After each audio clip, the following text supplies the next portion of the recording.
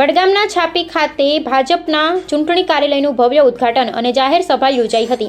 વડગામ તાલુકાના છાપી ખાતે આગામી સ્થાનિક સ્વરાજ્યની ચૂંટણીઓના પ્રચાર પ્રસારના શ્રી ગણેશ કરતા જિલ્લા પંચાયત સીટ માટે ભારતીય જનતા પાર્ટીના મધ્યસ્થ કાર્યાલયનું ભવ્ય ઉદ્ઘાટન કરવામાં આવ્યું હતું।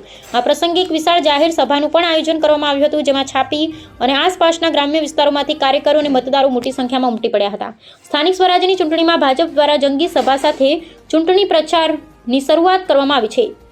સાપી જિલ્લા પંચાયત સીટ તેમજ તાલુકા પંચાયત સીટો માટે ભાજપના છાપી સીટના ઇન્ચાર્જ કેપી ચૌધરી, પ્રભારી ધવલ દવે, અમિત વાઘેલાની ઉપસ્થિતિમાં આજે છાપી ખાતે ભવ્ય કાર્યાલયનું ઉદ્ઘાટન કરવામાં આવ્યું હતું। આ કાર્યાલય ઉદ્ઘાટન બાદ ભાજપની જંગી સભા યોજાઈ હતી, જેમાં મોટી સંખ્યામાં મતદારો આ સભામાં ઉમટી પડ્યા હતા અને છાપી જિલ્લા પંચાયત સીટ તેમજ તાલુકા પંચાયતની સીટમાં ભગવો લહેરાવવા માટેની નેમ લીધી હતી। વિજયના વિશ્વાસ સાથે સભાને સંબોધતા તમામ આગેવાનોએ કેન્દ્ર અને રાજ્ય સરકારની લોક કલ્યાણકારી યોજનાઓ પર પ્રકાશ પાડ્યો હતો। તેમણે છાપી જિલ્લા પંચાયત સીટના ભાજપના ઉમેદવાર બબીબેન દલજીભાઈ ચૌધરી તથા અન્ય તમામ ઉમેદવારોને જંગી બહુમતીથી વિજયી બનાવવા માટે મતદારોને આહવાન કર્યું હતું।